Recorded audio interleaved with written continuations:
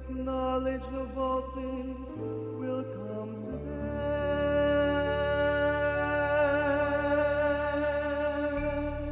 Prince Siddhartha, we have come back. Prince Siddhartha, is that you? You look different. Is that you? Welcome back, my friends. I am Buddha. For 6 long years, I have waited for this moment to arrive. And now, here it is at last. Now I see everything the way they are meant to be. And now, I understand everything. You see, my friends, there are 2 extremes which we ought to watch out for. First is the addiction to indulgence of sense pleasure, which is low, coarse, the way of the ordinary people, unworthy, and thus unprofitable. And then there's the addiction to self-mortification, which is painful, unworthy, and thus also unprofitable. But in trying to avoid both of these extremes, I have come to realize the middle path. I have found it to be the way that gives vision and knowledge.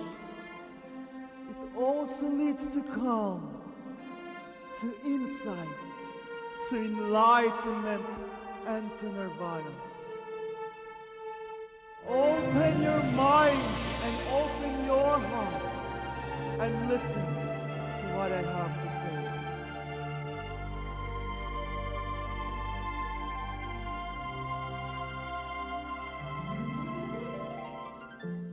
There is suffering in the world.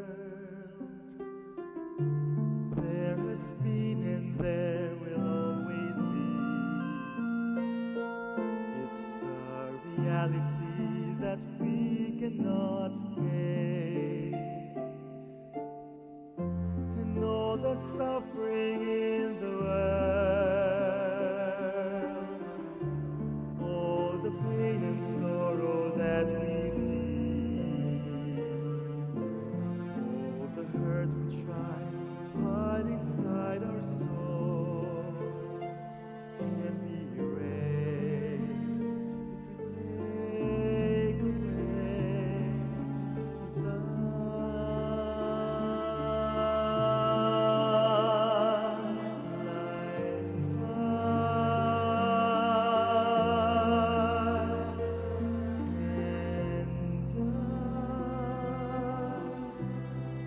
if we try right thoughts, right understanding, right speech, right action, right effort, right livelihood, right mindfulness, right concentration. This is a noble path. Hello, everyone. Beautiful things you need to find enlightenment in you.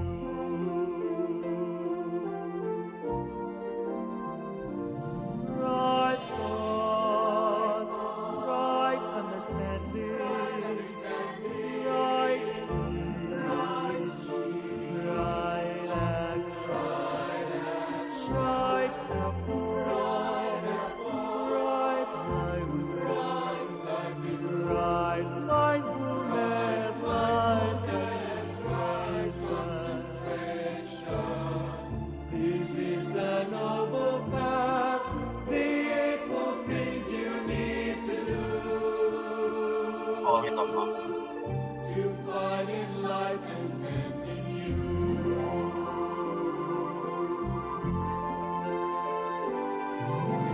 Follow the noble path. Follow the middle road. This is the way to path. This is the way to go.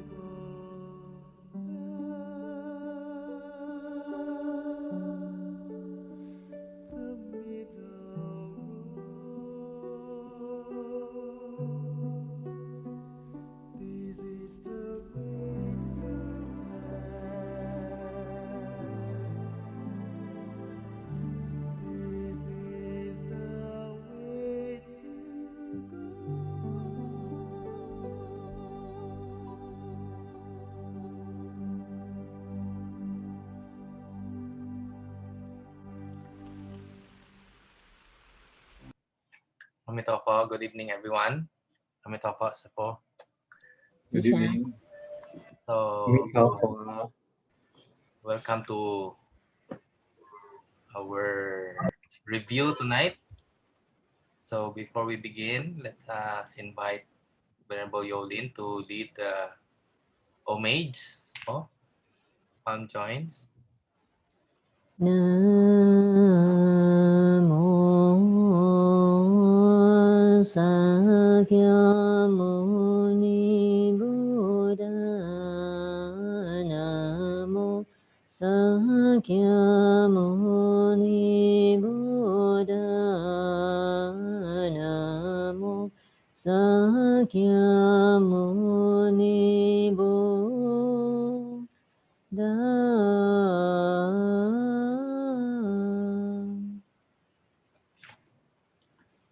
Amitabha, everyone. Amitofo.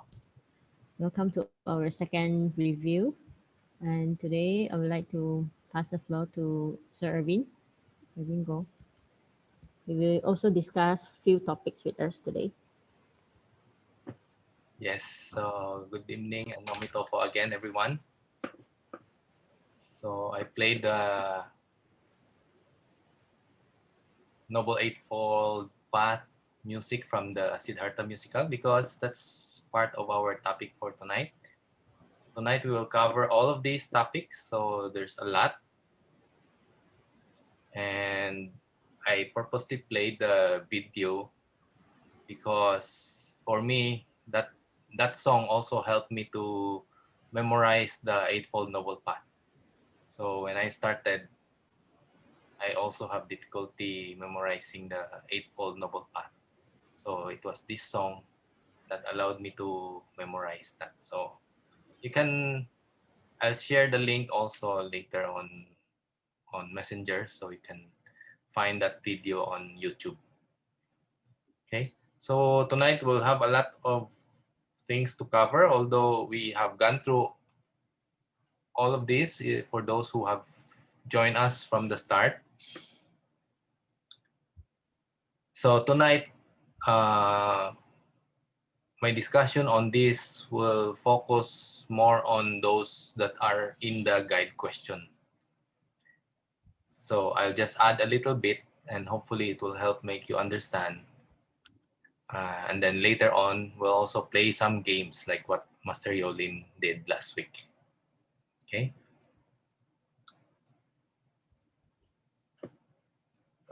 Wait, let me run the...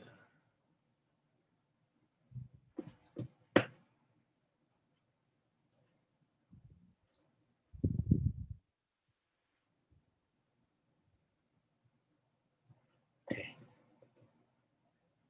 So the Four Noble Truths is one of the first teachings of the Buddha. And many people, especially when they start learning Buddhism, they think that the first noble truth is the core teaching of the Buddha. I don't think the Four Noble Truths is the core teaching, it's the first teaching, because the Buddha, of course, talk about a lot more than just the Four Noble Truths. Okay, so the first of the Four Noble Truths is the Buddha said there is suffering. So many people, they think that they don't have any suffering because their life is so nice. But if you really analyze it, there is really suffering. So these are the different sufferings that we go through. So for many, material things is a common suffering because material things can get lost, it can be stolen. For example, our cell phone. In fact, even if it doesn't get stolen in a year's time or two, it's obsolete already. So it's no longer what you wanted. And then our body, we get sick. Even if we don't get sick, if we fall, we get hurt. So it's very painful. And we have so many desires. So these desires also create a lot of suffering. If we fulfill our desire, what happened many times is our desire will grow and we wanted more. On the other hand, if we don't fulfill our desire, we can get angry, irritated, frustrated, so many negative emotions if we don't get our desire. So the desire per se may not be good. It may either be good or bad, neither good or bad, but how we react to it is the one that makes us suffer. And next one is nature. Of course, even if you don't do anything, we can have typhoon, or even if not typhoon, every now and then there's earthquake, and nowadays very common flood. So these are different kinds of suffering from nature. The next one, people. Of course, there are some people who don't like certain people, and it creates suffering. I remember when I was still in elementary, I'm so talkative, and then the teacher will transfer me to the female students. So I'll be sitting beside female students and feel so awkward. So it's a form of suffering for young kids. But when you grow up, maybe you want to be with them also. Okay.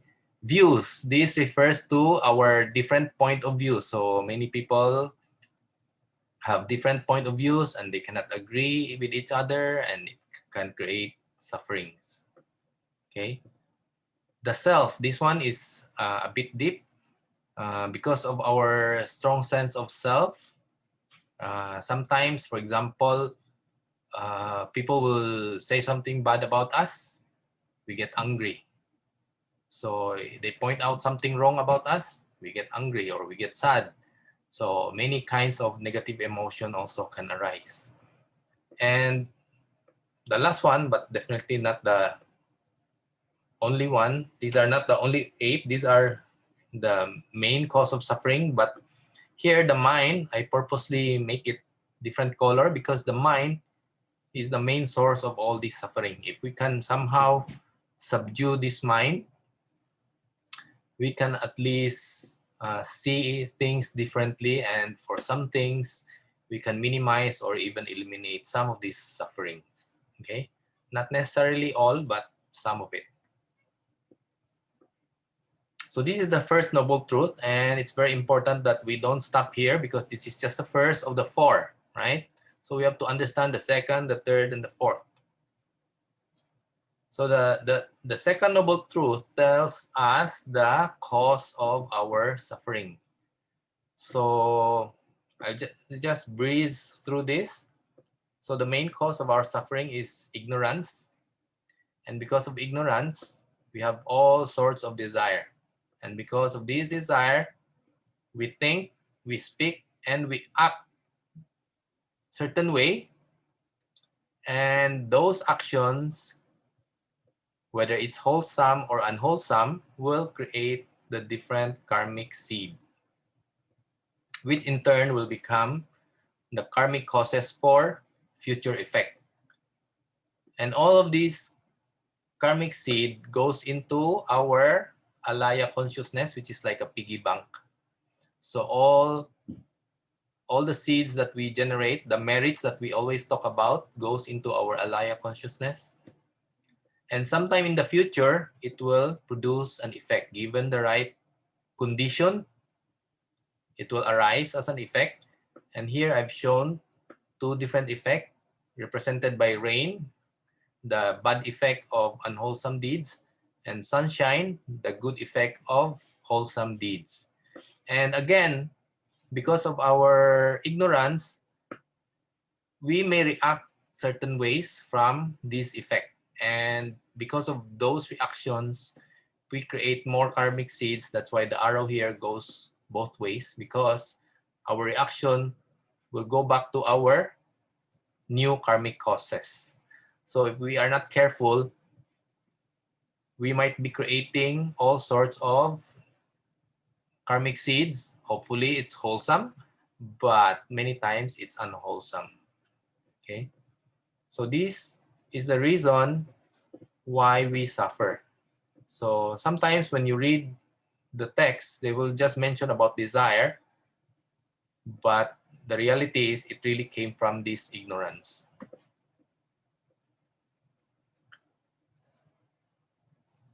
Okay. So the next one is very important.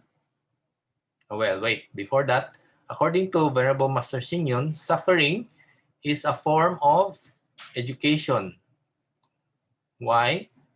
Because many times, because of suffering, we tend to find out how we can alleviate our suffering. So, as an example, children, they feel that studying is suffering, but the studying actually makes them a better educated person. So sufferings, many times, it helps us to become better also. So it's a form of education. Suffering, oh, by the way, if you notice all these orange text, these are the keywords that are used in the exam. So we have to be aware of these keywords. Okay, so another form of suffering is strength. So suffering, for the more that we can handle hardship, then the greater the happiness, right? If we can overcome a greater suffering, of course, the joy that follows is greater. So if we go through these things, we gain strength. Suffering is a form of sustenance. So without natural disaster, people would not know how to adapt to the changes in the environment. Without man-made calamity, people would not know how to prepare for adversity. So because we face suffering, then we tend to learn to adapt and learn to prepare. And suffering is a form of training. Okay, so without training strenuously, how can athletes win gold? So now is the Olympic season. Of course, the winner, we have our first gold in the Philippines. She has been practicing for a long time already. I remember her first Olympic, I don't know if it's Olympic, but she played something like very far. I can't even remember. And in the last Olympics, she placed second, and this Olympic, she got the gold. So it took years of training. Okay, so suffering is a form of training because we always go through suffering.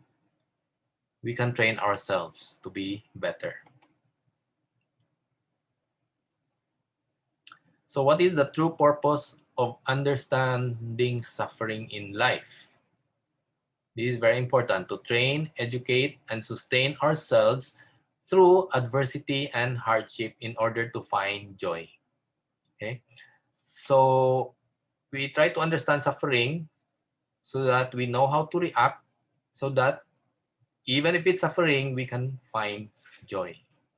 Sounds so difficult, but I think many of us have reduced a lot of our suffering, even if there's still a lot more to to cultivate on, right?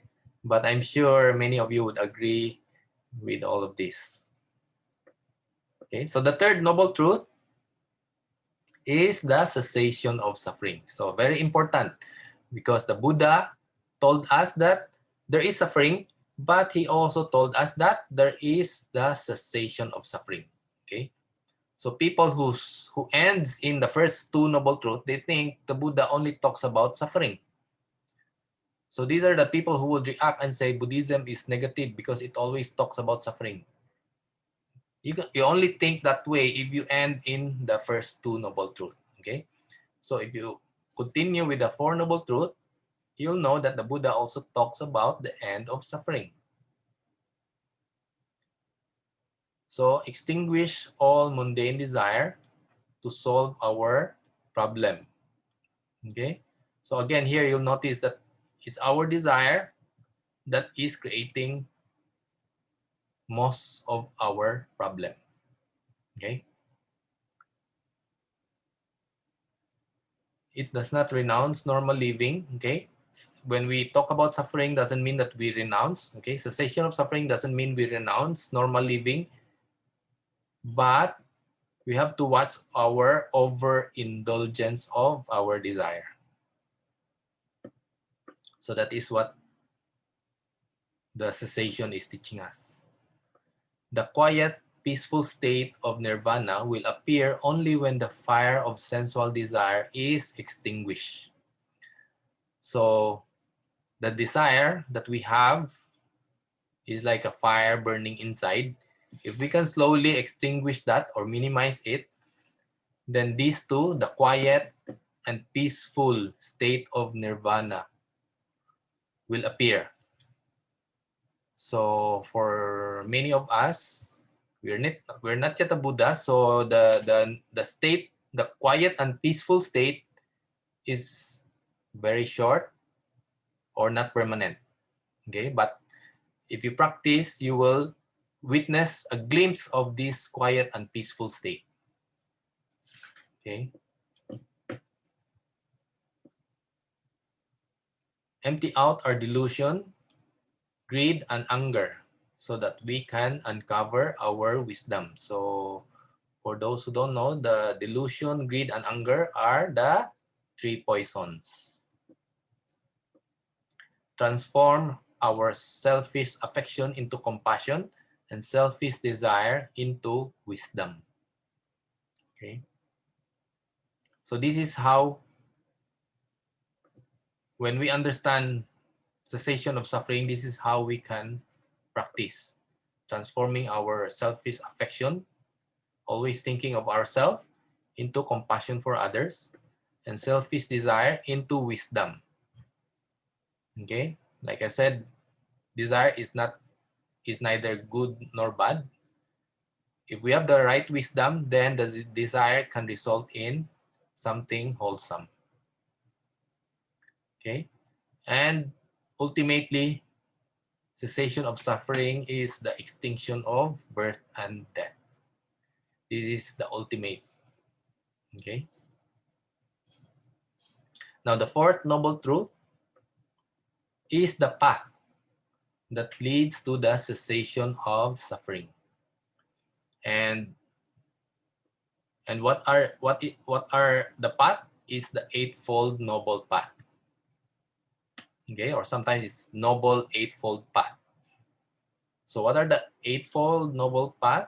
So we start with right view, which is correct understanding of cause and effect and proper faith, as well as the judgment to recognize right from wrong, wholesome from unwholesome, and true from false. So this is very important. Here you can see correct understanding, which is used in the music, because the musical director likes the sound of using understanding. But later another musical director changed it to right view. I just don't have the copy of that version. It's the latest one. Okay, so right view allows us to recognize right from wrong, wholesome from unwholesome. So the more we learn the Dharma, the more we can do these things. Okay, some people, somehow they always do something wrong. That's because they don't have right view. Okay. Right thought, proper thinking, free from greed, hatred, and ignorance or delusions. Again, we need the Dharma to learn all of this. Okay. Right speech is to not lie, not slander, to not use harsh language, and to avoid frivolous speech that are useless. Okay, and these are the passive form, but the active form is to speak compassionately and loving kindness. So there's two ways to practice right speech. Passive form to avoid those that are unwholesome, and the active form is to practice the wholesome words. Okay, right action is to not kill, not steal, not engage in sexual misconduct, or take intoxicants. And for those who are here last week, these are the 5 precepts, part of 5 precepts. Okay. The only thing lacking is no lying, which is part of right speech. Okay. Besides abstaining from doing these things, we try to actively perform wholesome deeds. So again, passive form, active form.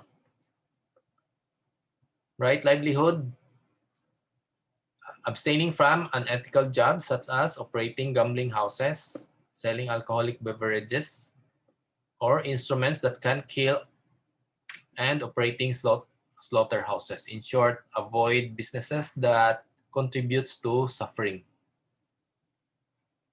Okay, right effort, very important here, to not produce unwholesome qualities that we have not been produced, that we have not done. Okay, to eliminate unwholesome qualities that already exist that we are doing. Okay, we try to eliminate that slowly, and to nurture wholesome qualities that have not yet been produced. So I remember before, even to say thank you or sorry is very difficult for me. So I do try to force myself, right? So that's to nurture wholesome qualities that have not yet been produced. Okay. To maintain and multiply wholesome qualities that already exist. So we make all these 4 efforts to reduce the wholesome and increase, to reduce the unwholesome and increase the wholesome. Okay, right mindfulness, being mindful of our body, feelings, mind, and all phenomena. So one example I can give with right mindfulness is sometimes when we talk, our action is so strong and we hit someone, right? So that is not being mindful. Another is when we're walking, we're looking at our cell phone and then we fall. So we're not mindful of our walking. Okay, right concentration, to remain calm in the face of adversity, using wisdom to discern and resolve a situation. Right? Remain calm in the face of adversity, and even in the face of happiness. So if you notice, most of the masters, they will not, when something is happy, they will not, so loud. They are always so calm, even in happiness. Okay, so these are the Eightfold Noble Path. Hope I was able to make it a bit clearer. And next one is the different aspects. So when the Buddha first started teaching the First Noble Truth, these are considered the first turning of the Dharma wheel. So here is the Dharma wheel. When he started teaching, that's the first turning. Now, the first turning is instructive. So he was teaching us the Four Noble Truths, that such is suffering, which is oppressive, such is the cause of suffering, which seems appealing, such is the cessation of suffering, which is attainable, such is the path which can be practiced. So he is telling us what is the fact, right? What are the things that can happen? There is suffering and things like that. Now, in the second turning of the Dharma wheel, he is encouraging us. So this time he is trying to encourage us to practice it. So he is saying, such is suffering, we should understand it. Such is the cause of suffering, we should end it. Such is the cessation of suffering, we should realize it. And such is the path, we should practice it. So he is now telling us that we should practice this.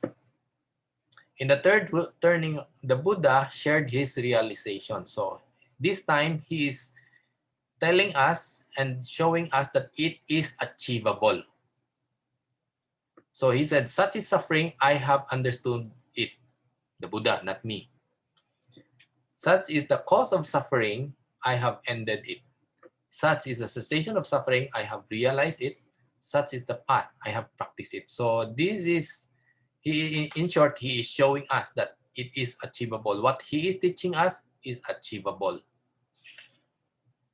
So these are the three different turning of the Dharma wheel. Now, I have talked about that topic, the Four Noble Truths. Now, when I was preparing for this discussion tonight, it's the only time that I have realized that the Four Noble Truths also embodies the four great Bodhisattva. Can you imagine? I talk about that article, but now I just realized that I missed this part of the discussion. So the reason I told you about this is because it's very common for us to read an article or the Dharma or the Sutra, and we understand certain part and we may miss out other part. And then when we read through it again, and then we realize, oh, here's something new, or here's something that we can learn also. So that's why I never shy from repeating something that I think I already know. Like in this case, Four Noble Truths, I thought I know about this already, but when I review the article, there's a lot more that I don't know. Okay, so here are the four great Bodhisattva. These are under the Mahayana practice.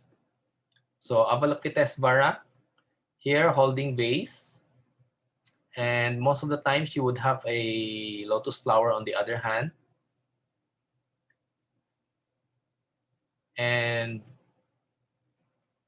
she is known as the Bodhisattva with the greatest compassion. I'll discuss more a little while.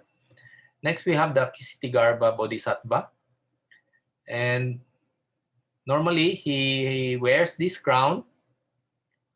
And on his hand, normally there would be a staff or a stick, which accordingly, he used it to open the gates of hell so that he can go there and help all sentient beings there.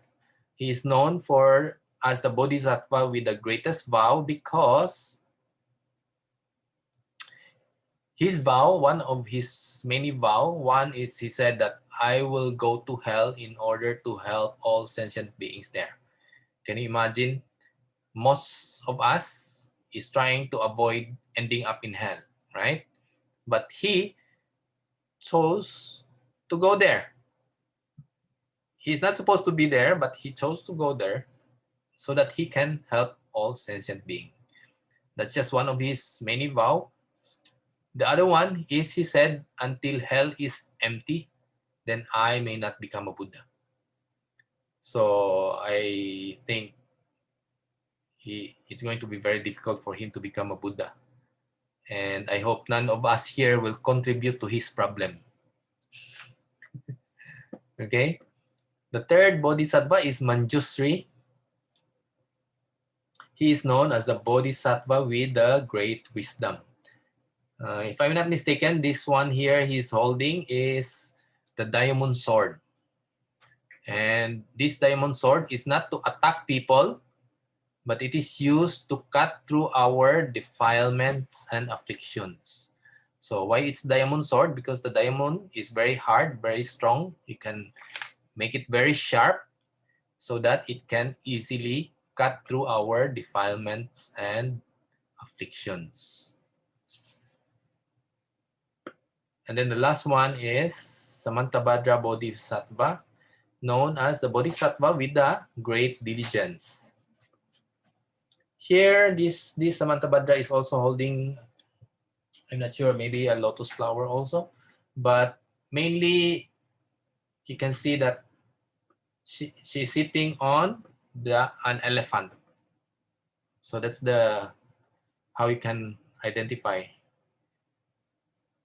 Maybe Venerable Yolin can talk about these bodhisattvas, how to identify them a little bit more. Anything to add, Sifo, in terms of identifying them? Maybe later? Or you have to unmute first? Okay. I think yes, Sir Arvind already mentioned this. And then we also talk about this during Sir Jose's session we mentioned about this Bodhisattva also. Yeah. I think the important is their spirit Yes. that we have to follow. So in the article, we learned that this Avalokitesvara is, how do you say this? Like related to this vow. Okay, sentient beings are limitless. I vow to liberate them because Avalokitesvara is known to hear our call for help. It is said that we call her name and she will come and help us. And she has this kind of vow. So Ksitigarbha also, afflictions are endless. I vow to eradicate them. And for Manjusri, teachings are infinite. I vow to learn them. And for Samantabhadra Bodhisattva, Buddhahood is supreme. I vow to attain it. So if you notice here, it is related to what they are known for. And these four are known as the four universal vows. Now, these four universal vows are not for the bodhisattvas. It's really for us to practice, right? So, in short, ultimately, we should actualize all these four bodhisattvas in us. All these four should grow within us. So this is what part of the meaning of the Four Noble Truths. Okay. So you can see that all of them are related to the Bodhisattva. So now, if you go to a temple and you see this Bodhisattva, you know what it means already. It is not just an image. Okay. So the Four Noble Truths, ultimately, the Dharma does not merely explain the phenomena of the universe and the human condition through the truth of suffering, cessation, cause, cessation, and the path. The Dharma seeks to resolve them. So remember, it's not about suffering only, but to understand and to resolve our suffering. Therefore, how to resolve our suffering? We have to make vows, cultivate, and actualize. Actualization are integral. The Four Noble Truths provide the skillful means to liberation as they lead to the development of the four universal vows, which we have discussed, and the 6 paramitas. The 6 paramitas we have discussed before, and we will review at a future session, but I just give them here for your reference. So 6 paramitas are generosity, precepts or morality, patience, diligence, meditative concentration, and the prajna wisdom. Okay, once the Four Noble Truths are thoroughly understood, one still needs to emulate the Bodhisattva spirit in practicing all dharmas. With the Four Noble Truths as a foundation, one completes the Bodhisattva path by actualizing the 4 means of embracing and the 6 paramitas as practices of cultivation. So again, what is the 4 means of embracing? Generosity, kind words, altruism, and empathy. Okay, this will be discussed in future sessions also. Okay, and just to give you some glimpse, altruism is unselfish regard for or devotion to the welfare of others. In short, we don't just look at ourselves, take care of ourselves, but we also care for others. Empathy is the ability to sense other people's emotion, coupled with the ability to imagine what someone else might be thinking or feeling. So in short, we understand how they feel. Okay? We say something bad, we understand how the other person will feel.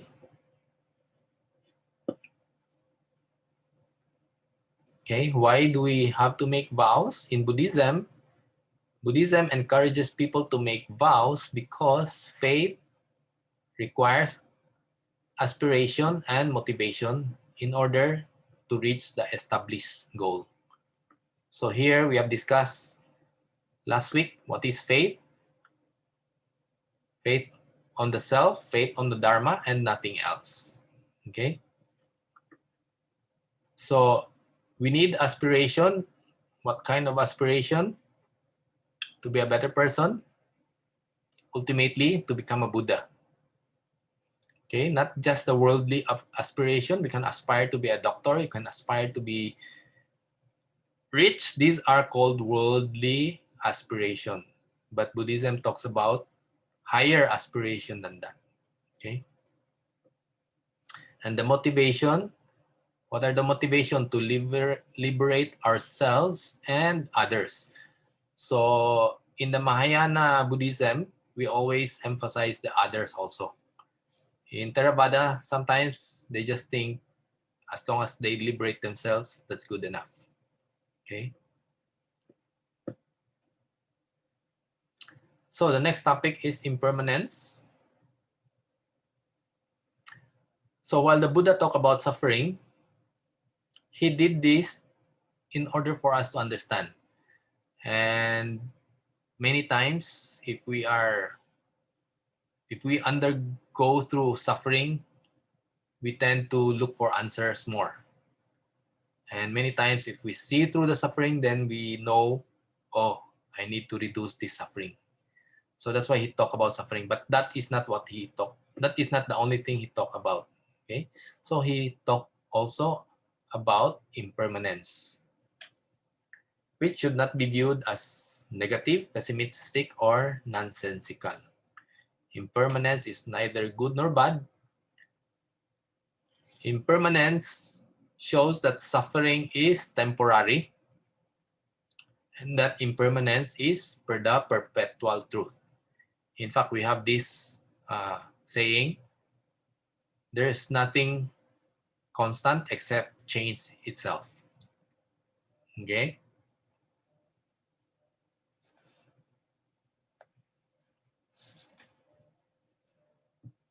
Next one.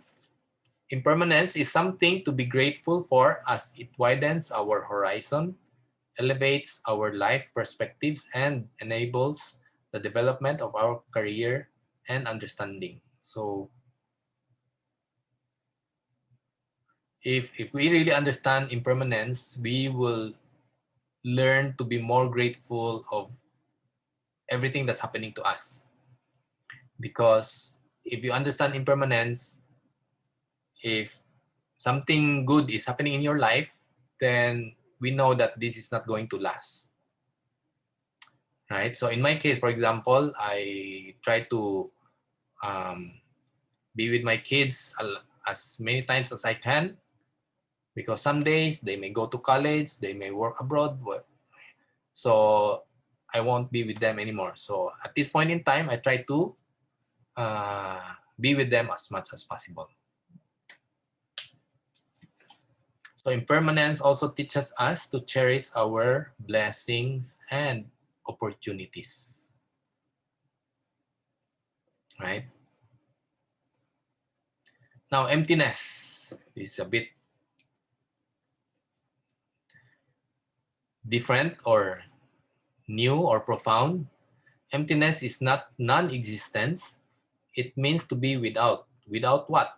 More specifically, to be without measure, without boundaries, without restrictions, or without end. Why without measure? Because emptiness doesn't have specific length. It doesn't have specific weight, right? Without boundaries. Emptiness is without boundaries.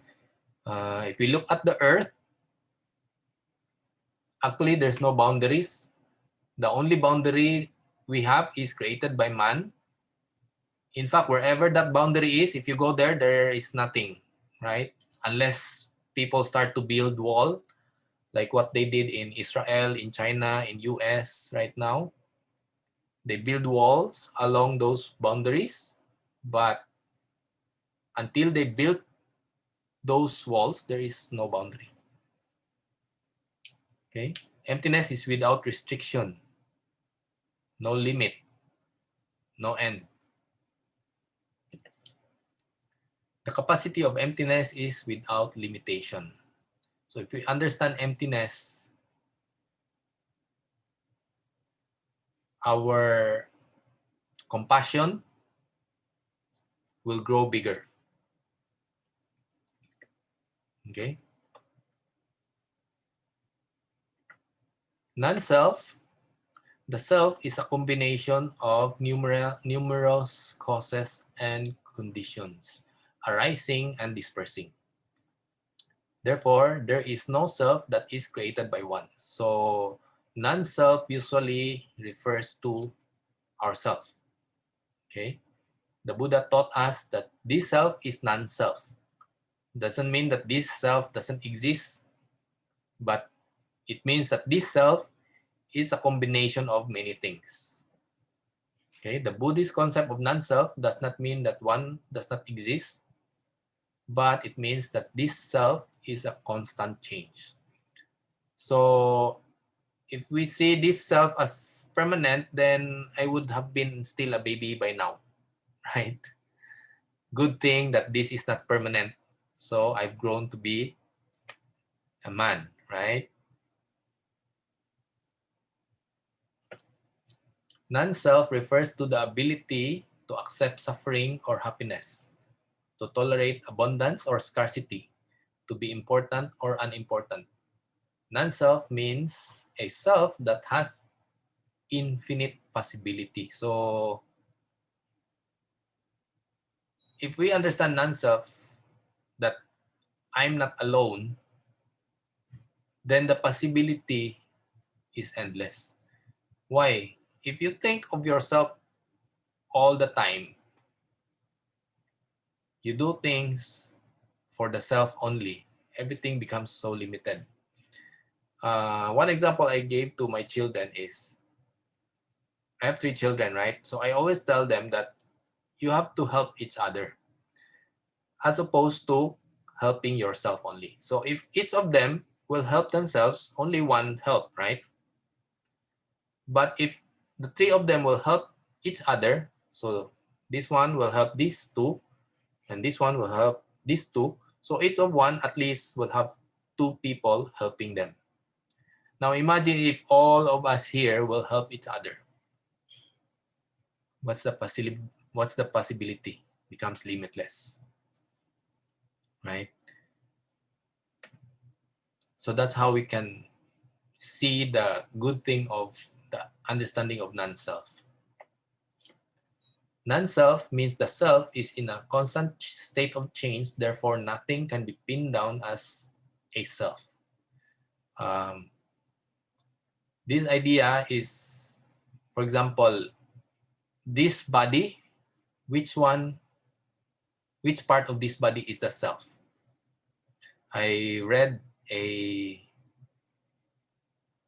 an article talking about non-self, And the body, this body is arguing to each other because they're comparing who is the self. Is it the heart? Is it the mind?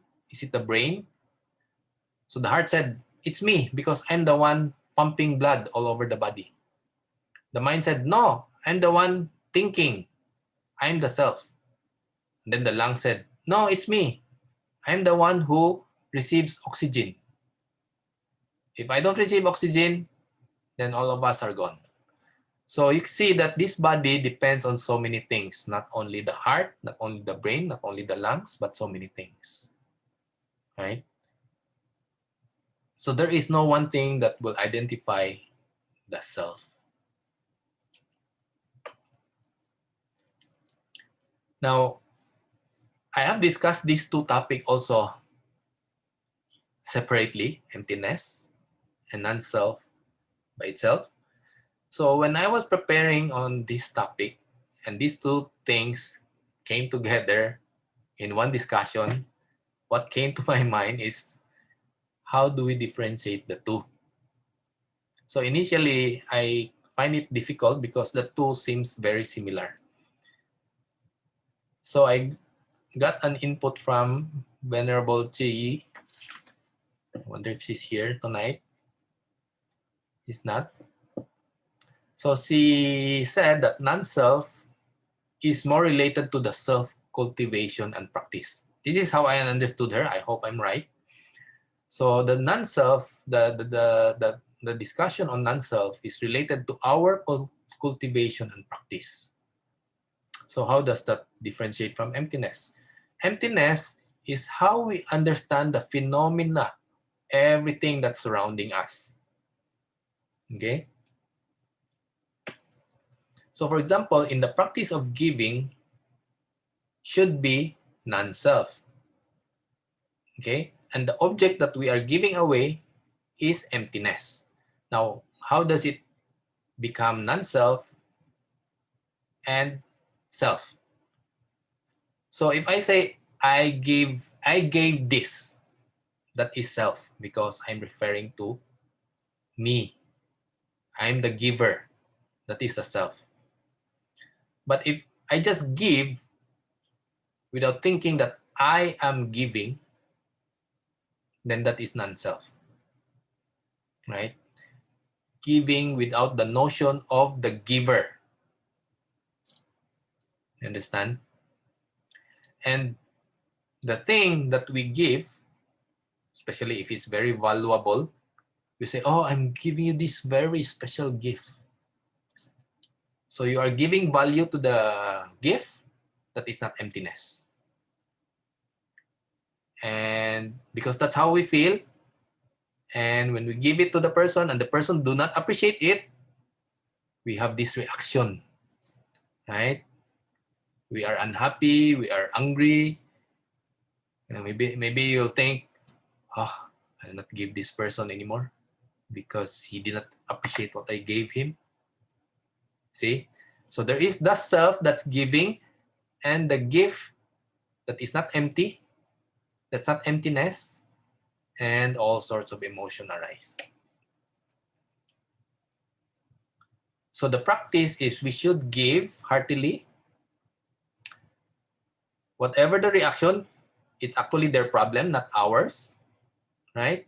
We give them, whether it's big or small, how they react, it's their problem. That's non-self. Okay. Now we give, no matter whether it's big or small, it's just the heart that wants to give. That's emptiness. Okay. So generosity can be practiced, can be the practice of non-self, but not necessarily emptiness. As the person might have the thought that the person who received and I am the person who give. That is not emptiness. Okay, so as long as you have this notion of the giver, the gift, and the recipient, then there is no emptiness, there is no non-self. Okay, And many times, because of this notion, our generosity is limited. I will give only to this person because he's my friend. This one I'll give little lang, I don't know him. See? But if there's no notion of self, you'll just give. Okay? It's just the generosity. Right? And the value of the gift, if you see it as emptiness, then it's easier for you to give, whether big or small. Sometimes, if it's too small, I don't like to give because it's too small. I don't like to give because the person might not appreciate. It doesn't matter. If you want to give, even if it's small, then give. Give with all your heart, right? That's emptiness. Okay? So I hope I'm able to make you understand, and hope you'll be able to remember all that we have discussed. And Master Yolin will add some more, and then we'll play some games later. Okay? So that's all for my first part of my presentation. So Thank you, Sir Erwin. We can see his effort in preparing this presentation. We do appreciate. Thank you so much. And now I just want to add on some. Can I just share? Oh yeah.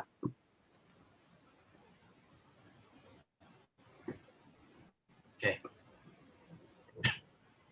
Actually, when Sir Erwin asked what is the differentiate between emptiness and non-self, I also tried to check it out. And I mean, the one I know like separately, and now we're going to combine it and check how is it go. For example, the emptiness, maybe I just shared this before. The go bar is actually the emptiness, is the nature of the emptiness. But when it turned to a coin, so now I ask you, where is the go? And now it's already turned to, it's already as a coin. And then the go bar can also make the products as the watch. And now I ask you, where is the go bar go? So it's actually the go bar and the coins and also the go watch, they are the same, right? So that means the emptiness and as the co-assistant is the same, because we always thought that emptiness is nothing. So it is actually not. It is not nothing. And just like what we read from the Heart Sutra, form is empty, empty is form. So basically, both are the same thing. It is because there are emptiness, that's why we can have assistance. Just like now, if we are in the Zoom meeting room, and if there is already is only limited to 100 person can enter, and we are lucky enough because we are one of the 100. But if already more than 100, then we cannot enter again because there is empty space for us to enter, and we insert that space, and we already became the class now we have. And then for the okay, the other emptiness I can also, okay, so the flower, you can see the flower. So this flower can make buns, yeah, mantou, few mantou. So after we make of this mantou, now I ask you, where is the flower? It's already turned to the form, and those form are the buns that we can see from the pictures. So the emptiness and existence. No, it is actually the same.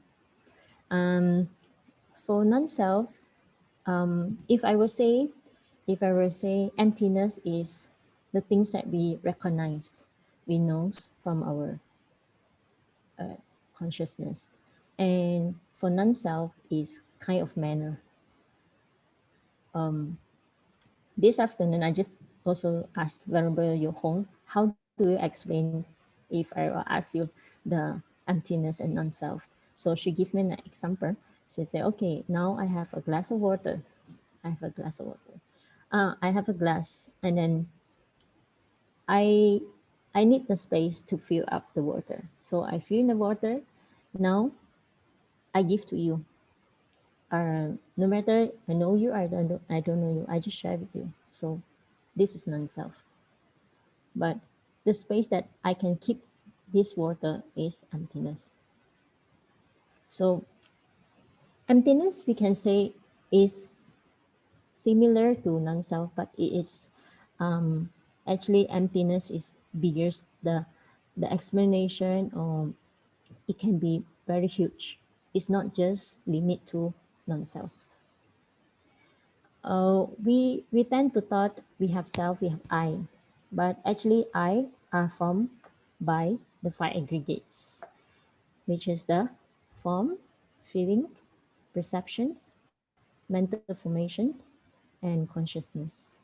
We have the form, the six senses with organs and all this, and then we have feeling, and we have this perception. After we touch on this, we know, we can recognize it, mental possessions, and then the consciousness. So we thought that we have I, but actually we are nothing.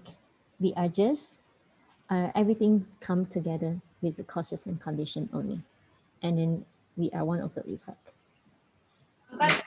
I hope I hope the explanation is not more confusing than more understanding.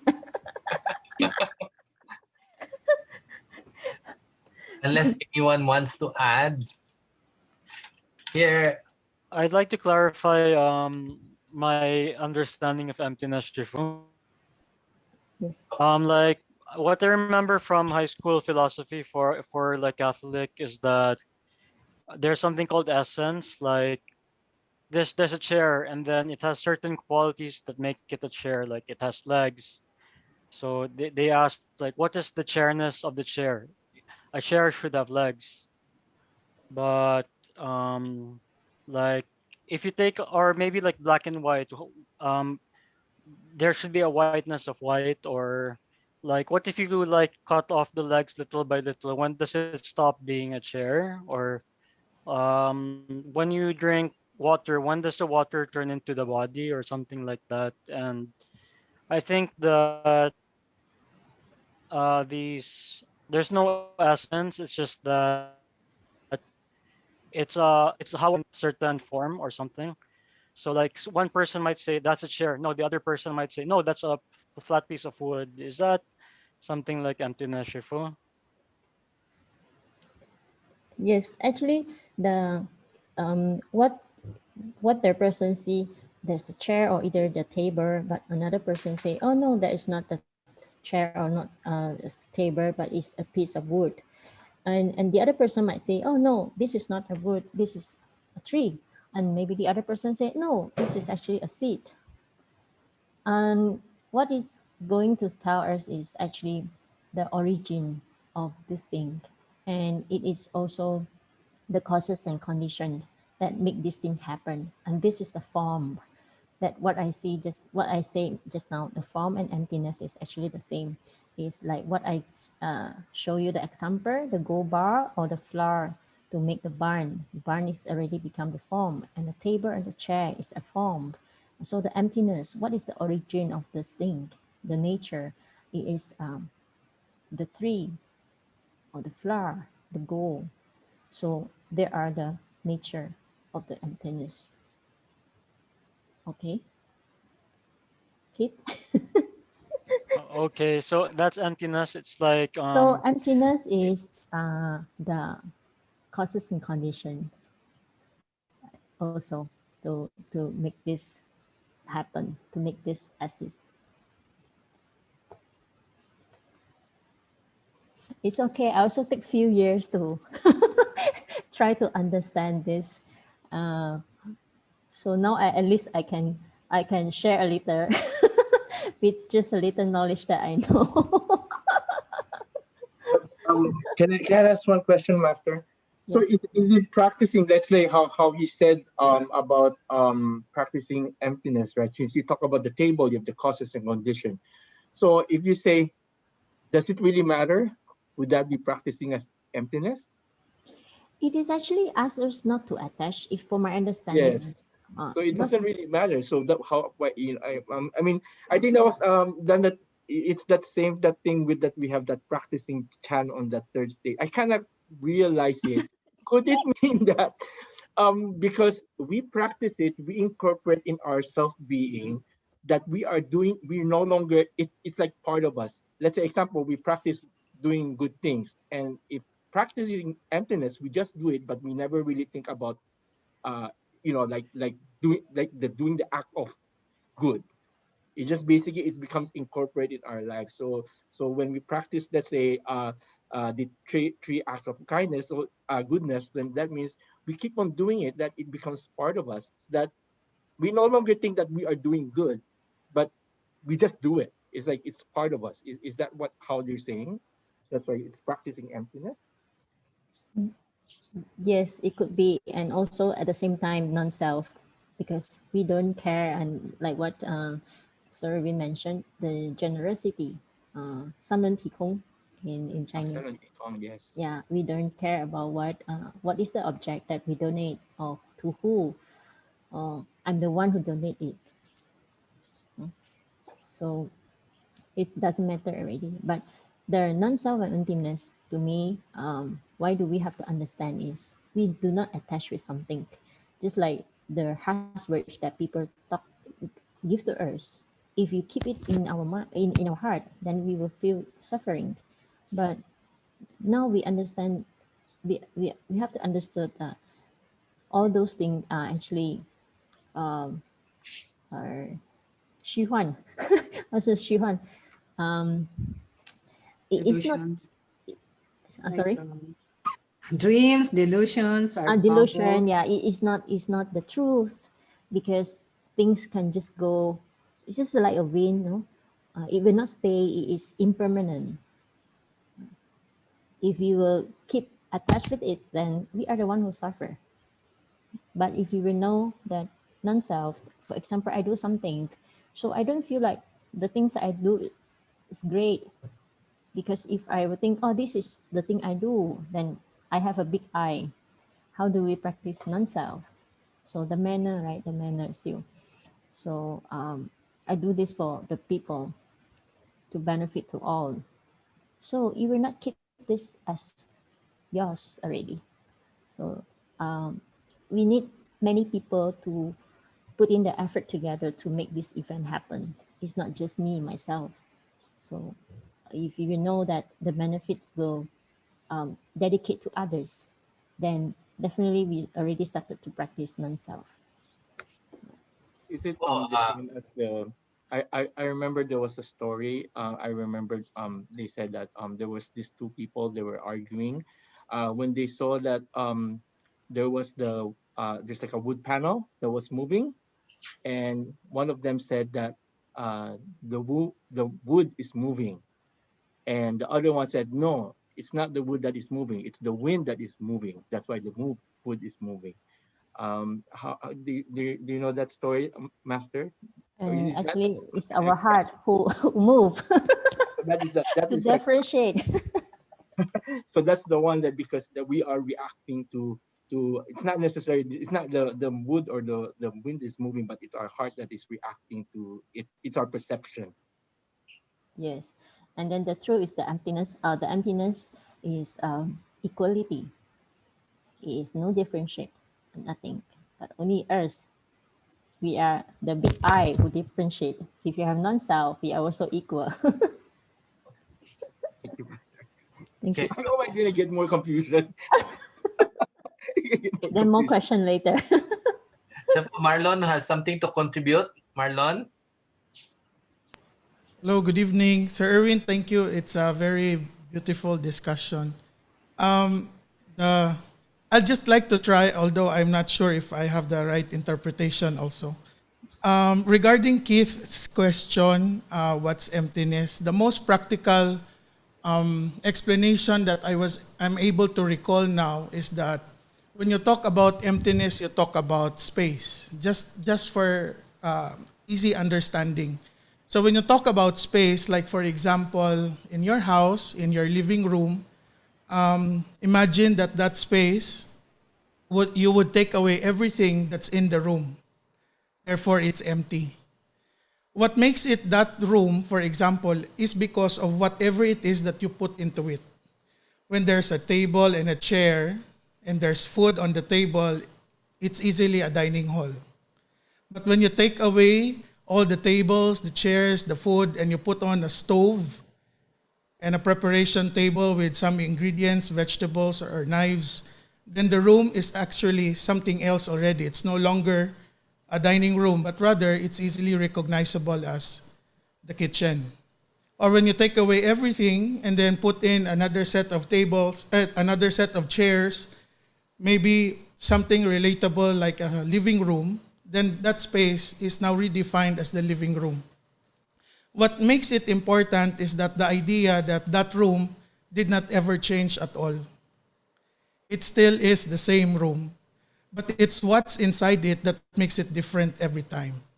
So that's how I would like to relate emptiness at this point, that if we as a person identifies where we move as empty, then nothing ever would speak as the right characteristic of something.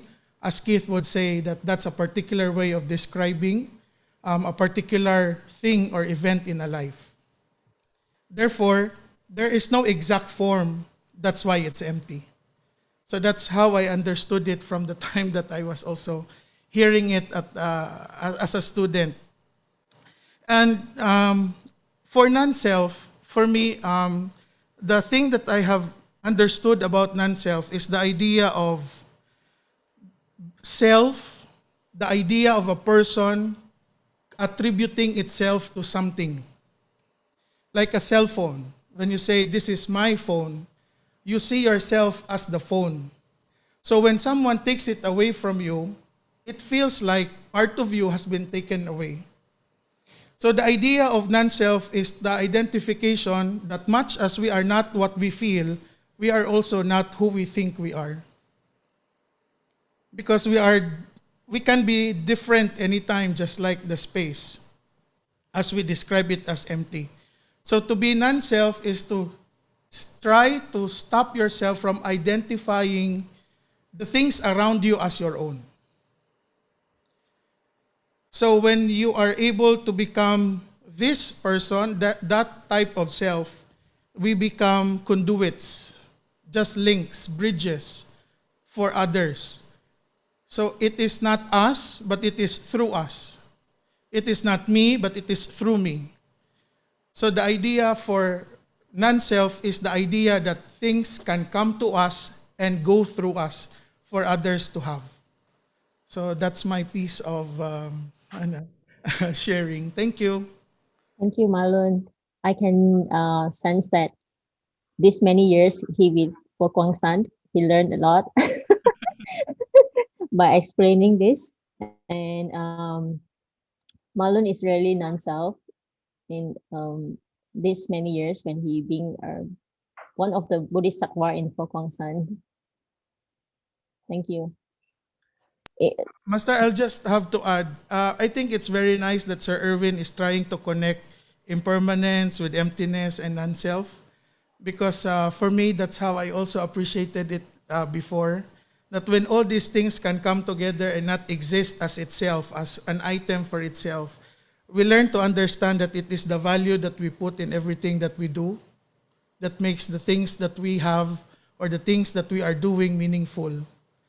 And for me, that's how impermanence, emptiness, and non-self are connected with each other. Thank you. So is it right to see emptiness encompass everything, including non-self, but the non-self is pertaining to our practice Yes, correct. aspect, right? Yes.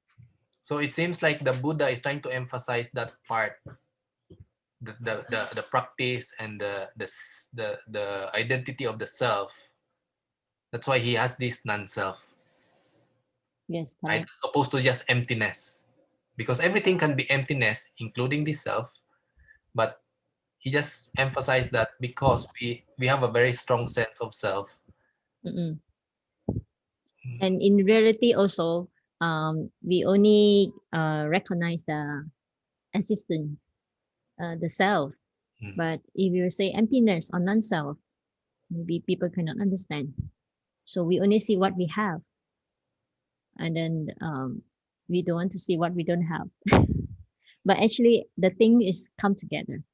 For example, if I'm hungry, it's only when I'm hungry I can eat. I can feel to eat the food. So if I'm full, how can I continue to eat? I will get vomit, right? So that's why the emptiness and existence is actually both in one. It's just the same like the coin. Uh, Facing up and down is the same. It's still a coin. Okay. So we will continue with our games now. Yes.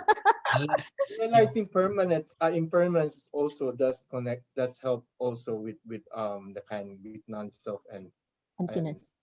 emptiness.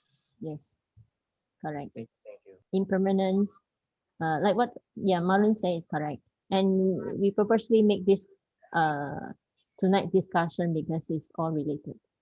yeah, it's Master who collated the similar topic. So next week will be all similar topic also. Okay, so no more questions. I actually prepared 2 games. We'll start with the first one. Is like who wants to be a millionaire? Kind of game.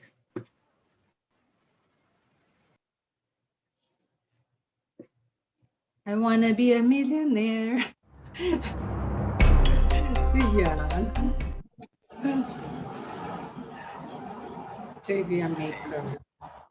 So question. This is multiple choice. So this is the question. Which of the following is not part of the Eightfold Noble Path? So who wants to answer?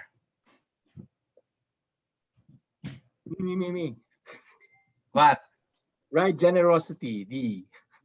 Sure? Yeah. You can call a friend. No, I'm sure. Okay, next one. In Buddhist concept, which of the following is false? Non-self means the self is in a constant state of change, therefore nothing can be pinned down as a self. B, the self is created by a god. C, the self is a combination of numerous causes and conditions arising and dispersing. D, the self exists eternally and is in cyclic existence. Who wants to answer? I'll just give the points to Me. 18 one after the other. Is that B? B? Is that B as in boy? Let's see. B. Ah, very good.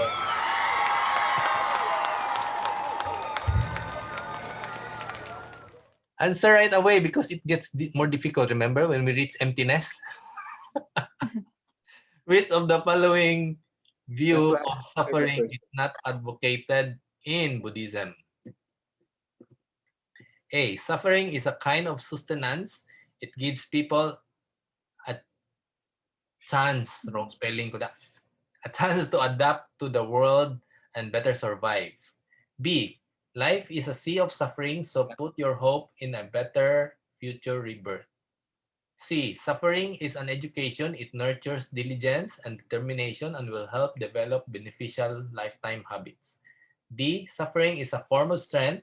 The more a person can withstand hardship, the greater the happiness they will find. Again, wrong spelling there. Who knows the answer? B. B. B? B. Yay! Correct. Which is the most suitable word to fill in the space? Most suitable, huh? When disaster strikes, people get hurt or die. However, since everything in this world is blank, we should treat this as an opportunity to learn and to strive. Which one is the best answer?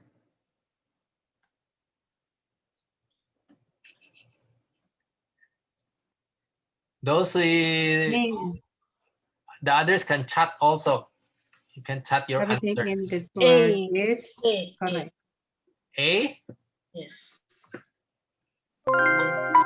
Wow. What round is this already? I don't know. Right thought in the Noble Eightfold Path means to have A mind that has ceased all conceptualization and discrimination. B, a mind free from erroneous and delusional thoughts, greed, or desires. C, courage and diligence to pursue the truth. D, pure and wholesome physical, verbal, and mental karma. Which one is the correct answer? Right thought.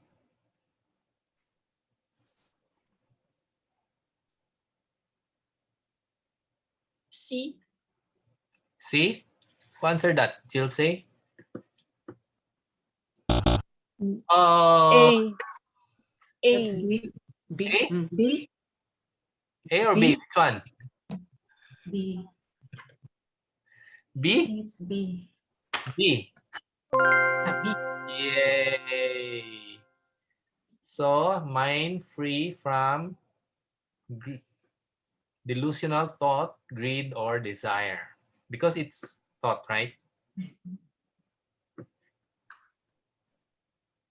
Okay, what about right view? Right view means a focused mind and spirit gained through proper meditative practice. B, the correct understanding and principles of cause and effect. C, a mind free from erroneous and delusional thoughts, greed, and desire.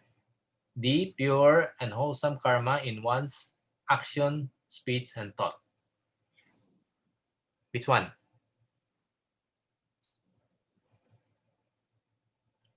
Anyone from the chat group? That's C. the question I asked a while ago. B. Huh? B. B? B also? Yeah. Okay, B. Yeah.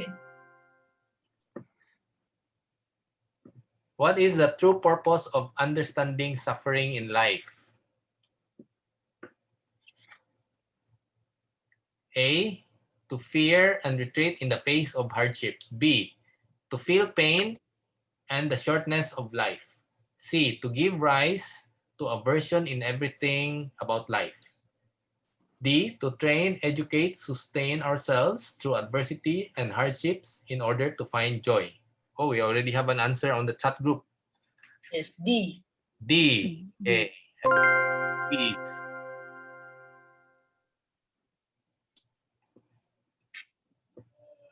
Okay. Which of the following statements are not the right understanding of Buddhism? A, impermanence encourages us to cultivate because something good will turn bad.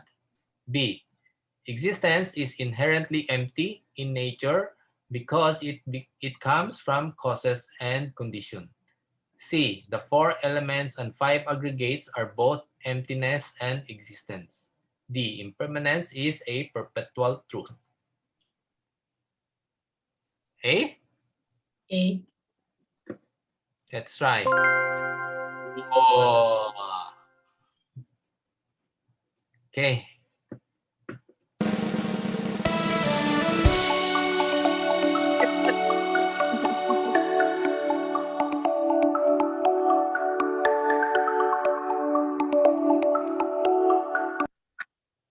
Okay, now I have another game. I should hide this first.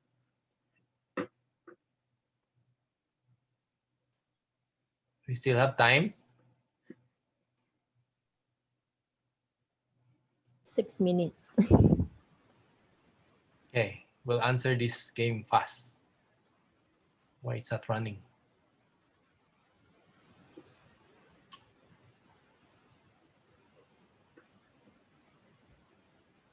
Okay, this is like Family Feud.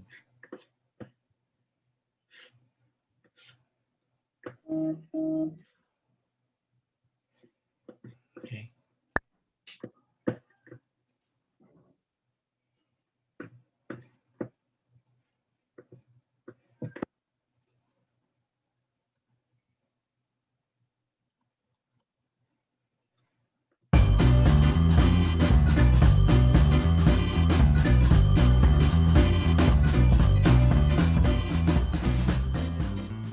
Okay, let's start with round 1.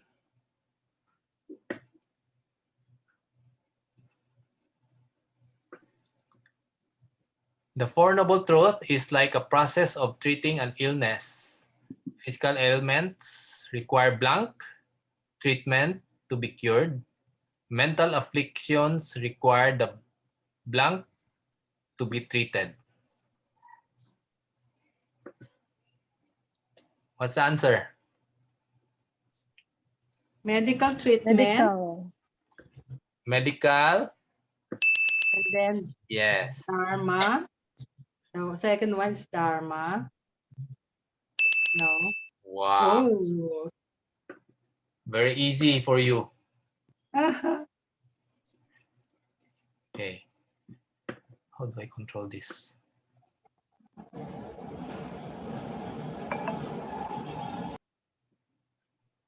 Okay, next one.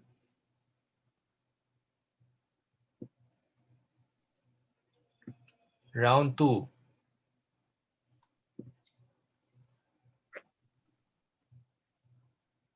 Emptiness is not non-existence. It means to be without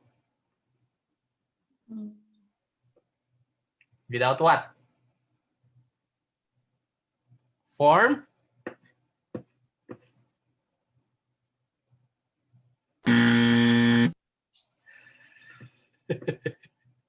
Ang lakas naman. Without what? Emptiness. What I thought also. Huh? The question is, emptiness is not non-existence. It means without what? Self. Self? Let's see. Self. Oh. What's the answer? Aha, you're not listening to my lecture. Emptiness is not non-existence. It means to be without. So many without, right? Yeah, I remember now. Restrictions. Jenny here answered restrictions. Let's see. We only have one left. Yay! I remember now. Boundaries. Without boundaries. Let's check. Yes. Yay! What else? Measure. Measure. Yay! Number 1 answer. Oh man. What else? I was afraid I might give the wrong answer. That's our last one. Yeah, if you make a mistake, it's the end of the round. Limitations. Start with the letter L, but I'm not sure. I'm kind of nervous about my answer. Never mind. We're Just a running out feeling. of time. Try it. Limits. Without Limitations. Or limitations. yes. And the last one. End. Yes. Okay. Okay.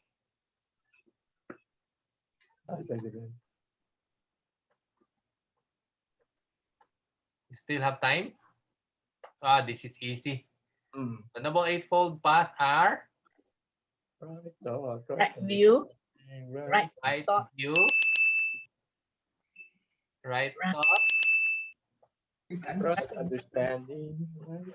as Right. Right. Right Speech. concentration. understanding is right view. Jerome is singing. What else? Right speech. Right Speech. action. Right speech. Right action. Right Right. effort. Right Right. effort. Right Right livelihood. Right livelihood. Right mindfulness. Right concentration.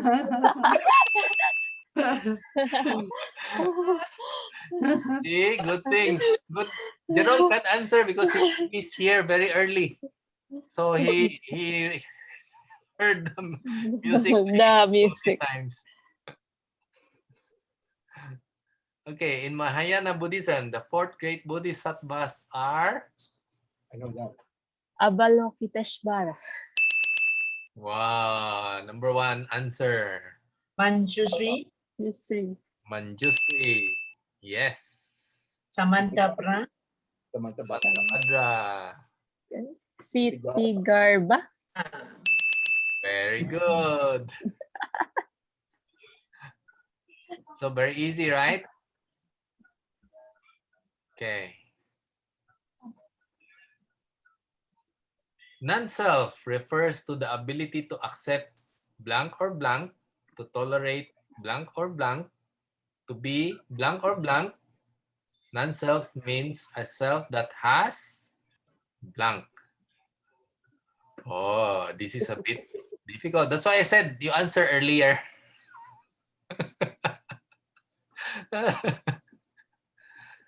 So to tolerate, ability to accept what?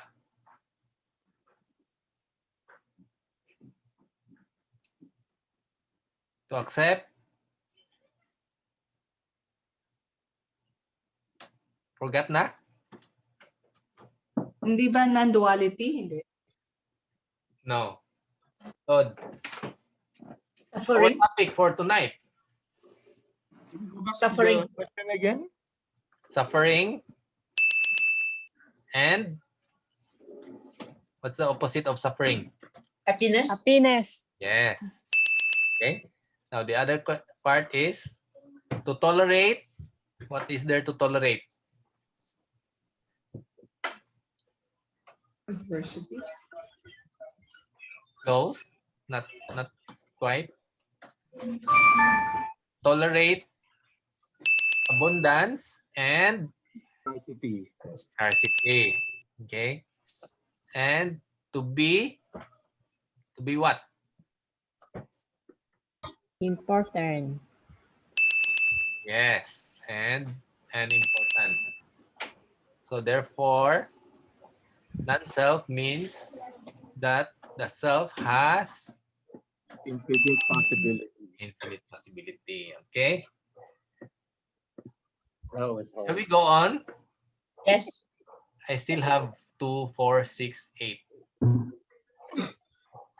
Buddhism encourages people to make vows because faith requires blank and blank to reach the established goal.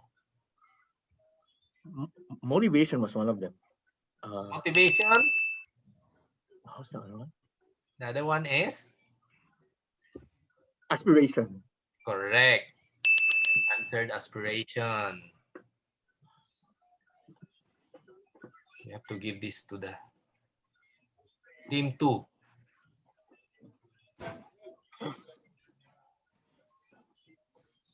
Okay, next one. Since life is variable, as long as we continue to correct and improve our behavior and keep striving forward, our life and future will naturally improve. For this reason, impermanence teaches us to cherish our blank and blank.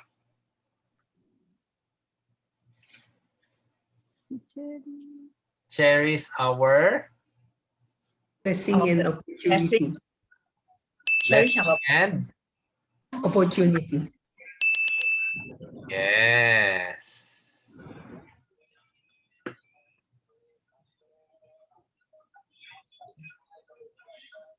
Okay, round 8. Very easy. 4 noble truths are Suffering. There is suffering. yes, Cause of suffering. the cause of suffering, Cessation. cessation of suffering, cessation of suffering, and Or noble the eightfold path. and the path. Yes. The path. So some are really easy, right?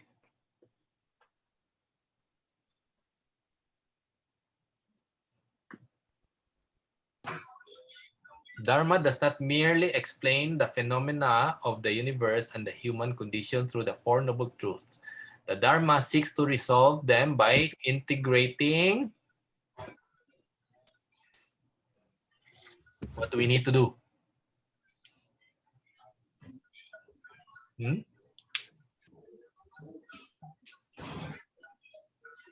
You have to what? What do we need to do? Impermanent? No. That's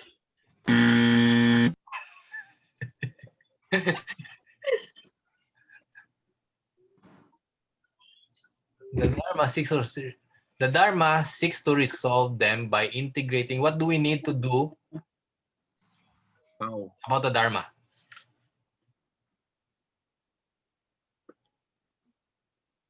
Vows. Huh? Vows? Vows. Yes. Vows cultivate and practice. Actualize. More than actualize. Okay. That's the three bodhisattva after compassion.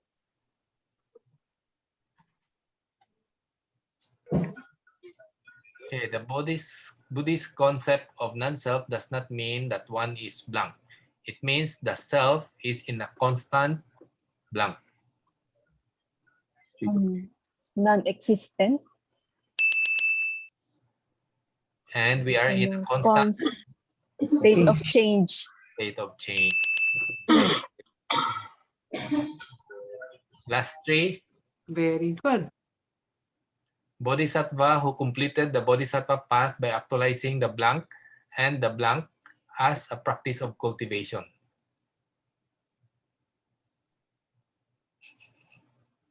The Bodhisattva, this time is the Bodhisattva, not us. Us, vow, and the other one, aspiration, right? But the Bodhisattva, the clue is 6 parameters.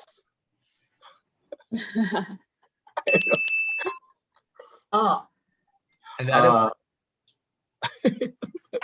more hint, Erwin. 4 noble truths and the 4 what? 4 noble truths. 4 great vows. No, 4 noble. 4 universal vows. Oh, universal vows, yeah. 4 means of embracing? No. Yeah. 4 means of embracing. 4 means of embracing. Master Yolin, which one? What do you call that in Chinese? The 4 means of embracing? 四无量心嘛？四无量心。不是四无量心。对，等一下，四无量心是 four measurable。等一下 ，I get back to you 。embracing. Is that the 慈悲喜舍? Is that the one? 慈悲喜舍是 four 没事吧？那个是四无量心，是这个吗？ So me 4. Okay. The Four Noble Truths provide the skillful means to liberation as they lead to the development of the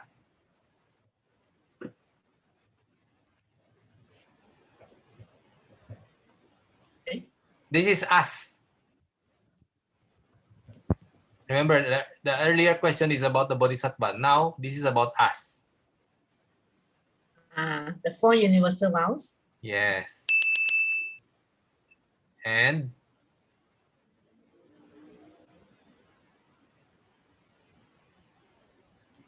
any guess?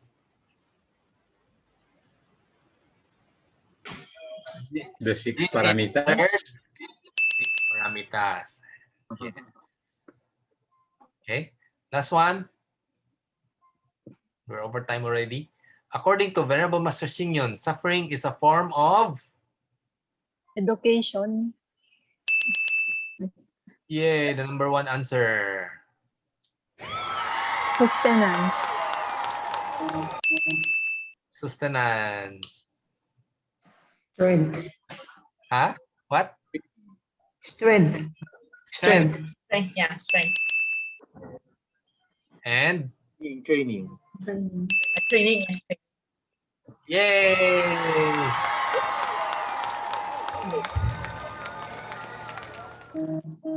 That's all for today. Congratulations, everyone.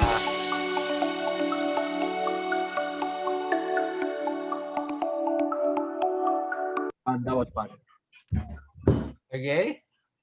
I hope all of you enjoyed and all of you have fun. And I hope all of you registered already for the exam. And these are the questions in the exam.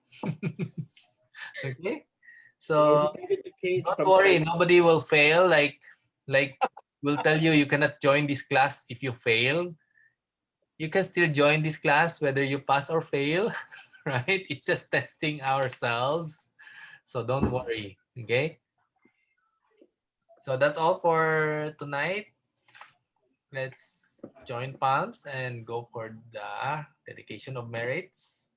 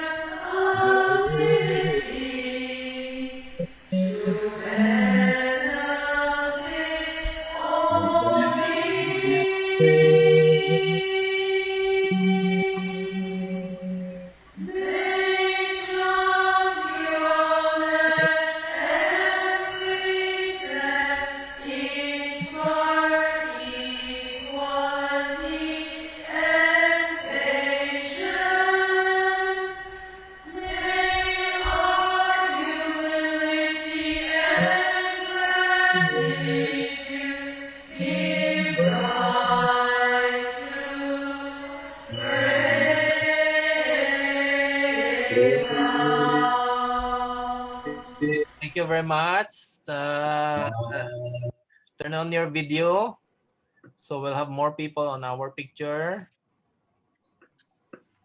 Everyone.